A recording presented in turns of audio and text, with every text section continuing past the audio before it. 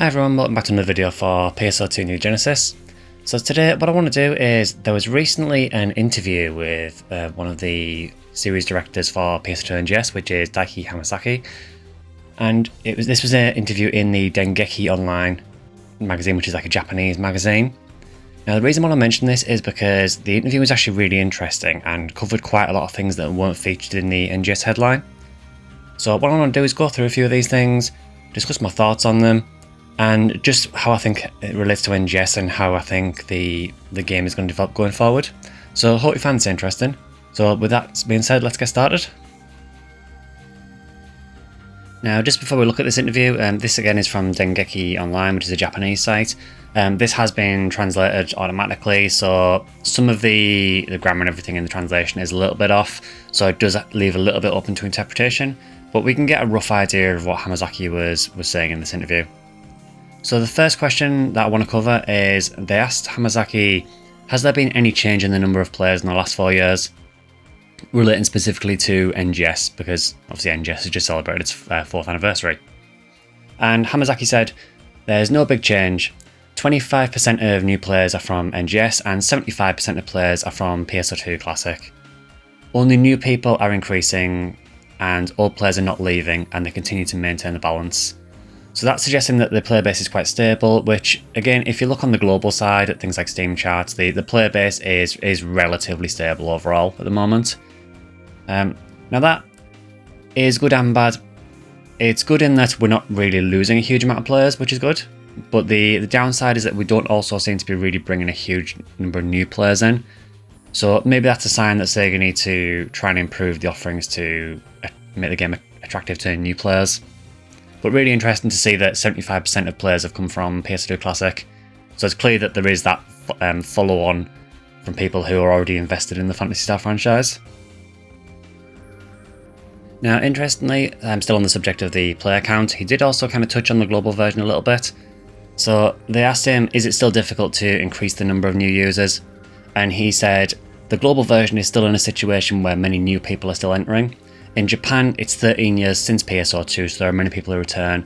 So I think there he's kind of trying to hint that the situation is quite different in different parts of the world. In Japan, because PSO2 has been out for so long, it's quite a well-known game, and because of that, you've got people who keep going back to the game to keep checking out updates. Whereas on the global side, I think because Phantasy Star was absent from the West for so long, it's, to a lot of people, probably still quite a new franchise. And because of that, NGS on the global side is seen as like a newer franchise. It's more bringing people in for the first time rather than bringing them back again. So following this, they asked him some questions about the roadmap that was announced at the last headline. And the first thing they touched on was the new Alter Realm, which is what we're getting very soon. So the first of all asked him, what kind of field will the Alter Realm be?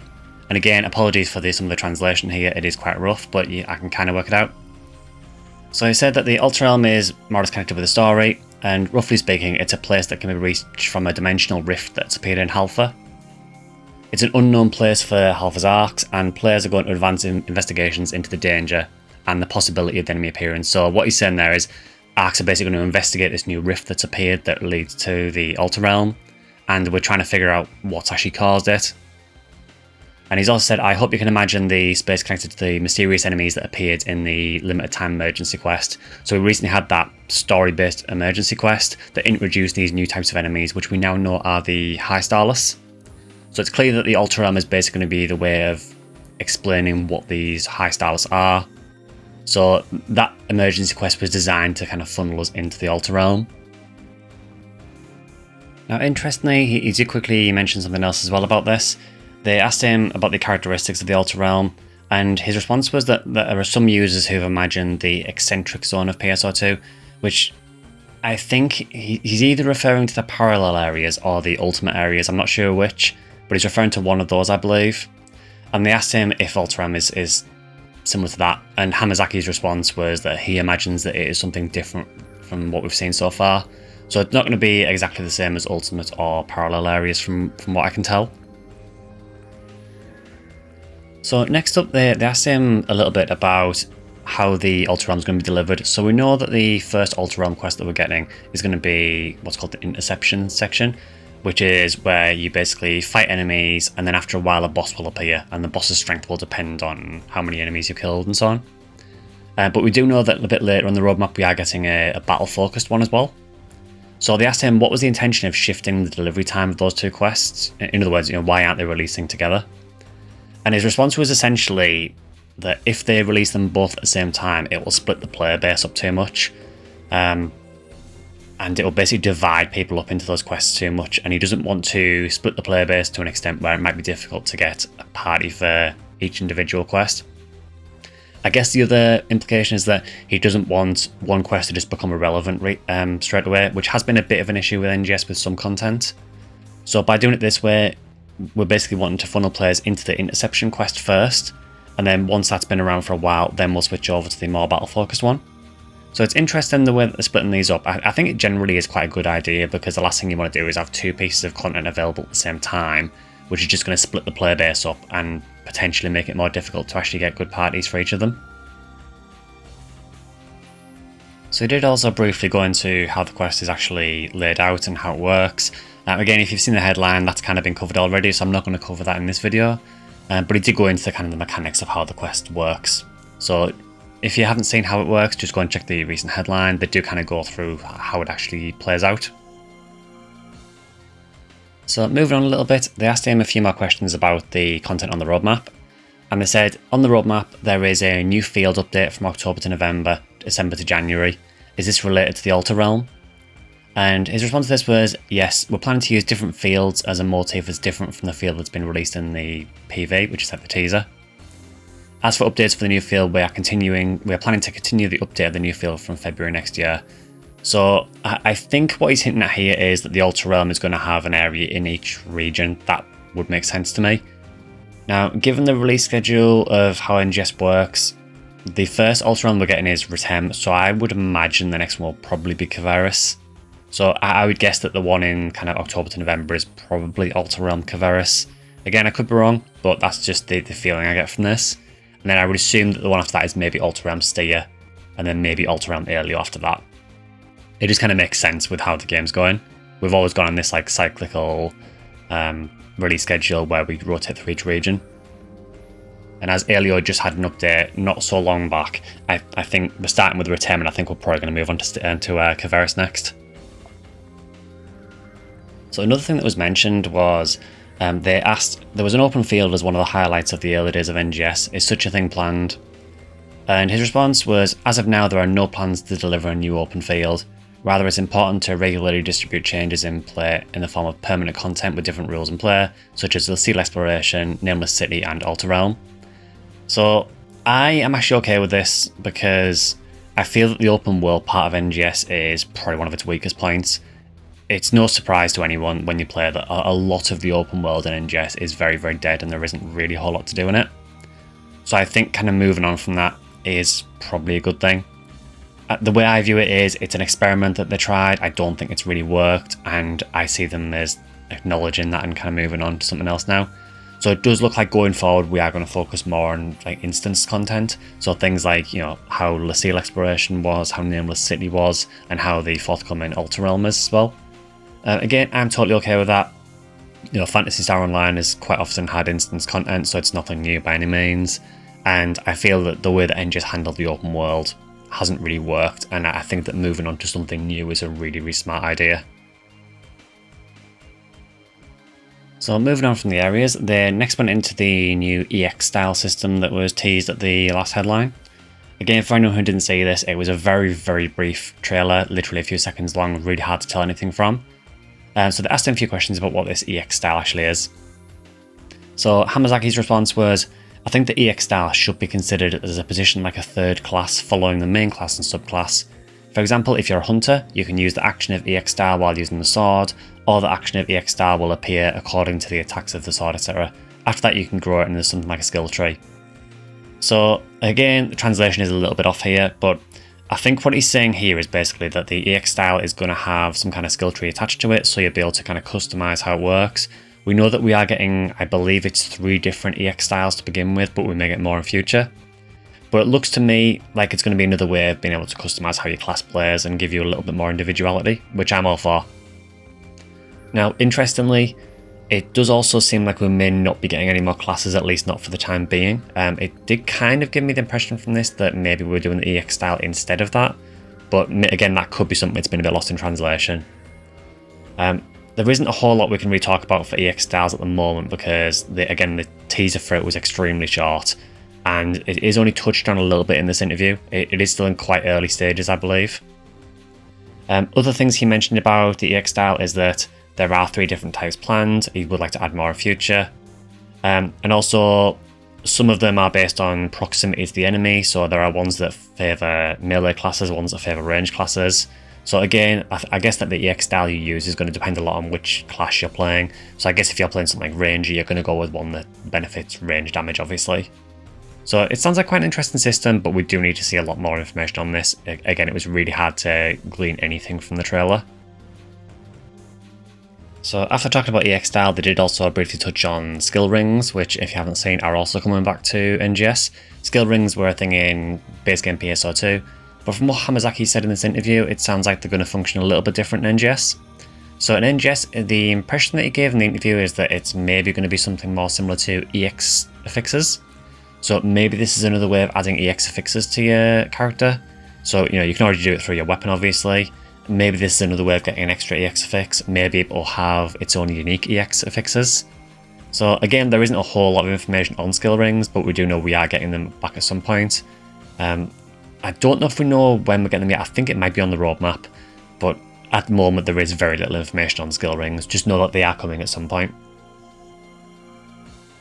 Now, after this, he briefly touched on NGS plans for 2026. So 2026 is going to be the 5th anniversary of NGS, and they hinted in the headline that they kind of want in 2026 to be a year-long festival. Now, I don't know exactly how they're going to do that. I doubt they're going to run festival booths for an entire year because that seems incredibly broken, but I'm guessing there's just going to be different events going on for the course of the year. They also did talk quite a bit in depth about Line Strike as well. If you are interested in Line Strike, I will leave a link to this interview in the description of the video, so feel free to go and check it out. For me, I'm not really a Line Strike player, and there's a lot of information in this interview about Line Strike, so I'm going to leave it out of this video. If you do want to go and check it, again, just check in the description. So next, they asked about the extra duel that was launched earlier, which was Ruin Masquerader, and they asked Hamazaki how many people have actually cleared rank 10. And his response was that around 5 to 10% of people have cleared rank 10 completely. It also said that around 90% of players have got up to rank 10 but haven't cleared it. So it does look like that final fight on Masquerader is definitely walling a lot of people. It does show as well that this hard content is proving difficult enough for a lot of players. It's clear that a lot of people have not cleared this. I would imagine that Malignant Vial is probably a similar story as well. I think you need really, really good gear for that, and the reality with Malignant Vial is that a lot of parties fail it, unless you're really well geared and really well coordinated. I do feel that having this hard content in the game is a good thing overall. I do find Malignant Vial very frustrating, but I will say I am happy that there is some difficult content in the game. So following this, we've got a little overview of some offline events that have happened recently and ones going forward. Again, they don't really relate to the global side, so I'm going to skip past those. So the next big question they asked him is, do you have any plans for a new class, which we kind of touched on a little bit earlier. And he said, as for a new class, it was on the agenda at the time of the EX style plan. Even if you implement a new class, the usage rate is large and about 30%. So I think what he's saying is that it seems like only about 30% of people are trying new classes or are changing class regularly. So I think the way that he's looking at it is it really worth putting all that in to make a new class if 70% of people are not even going to touch it? So they decided to go with the EX style system instead, which is something that can be applied to all classes so that everyone can benefit from it. Which I think is I have mixed opinions of this. I think that it's great that we're getting something that will apply to all classes and help everyone out and just expand everyone's gameplay. But I personally wouldn't be against us getting some new classes as well. I think the ones we've got are fine for the most part, apart from Gunner, fixed Gunner. But I would like to see some more included in the future. I'm not necessarily interested in Scion classes necessarily. I know a lot of people want those. I just think it would be a good idea to maybe have a couple of new classes going down the line. But for now, it does seem like they are very much focused on this EX style. So they talked about it a little bit more, and then we got into like some closing statements about what do you think is going to happen to NGS in the future. And one of the questions, it was quite funny, this one, I thought. They said, it's been 13 years since PSO2. Did you think it would be a long-lived title? And Hamazaki's response was, before the start of development, when Sakai, which is Satoshi Sakai, he said he was going to do it for 10 years. I said to him, can you do it for that much? To be honest, I felt that was like a tremendously long time. We're now at 13 years. I think I'm really grateful. So it's clear that they were aiming for 10 years with PSO2 originally, which I actually remember them saying when the game first launched. They were looking at like a 10-year plan for it. Now we're up to 13 years.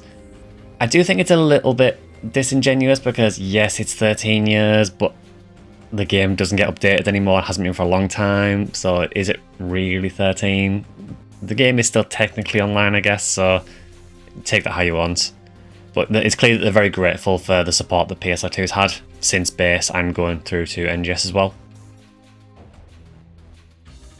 So there was a little bit more talking about the NGS headline, about the departure of Hiro Arai and the new NGS headline Wave with Yui Hasegawa. And they talked a little bit about that, about the response to it, which has been largely positive. And they closed things out with a message to users. So Hamazaki said, thanks to all of you, NGS was able to celebrate its 4th anniversary. As well as offline events, we're planning things that users can enjoy inside and outside the game.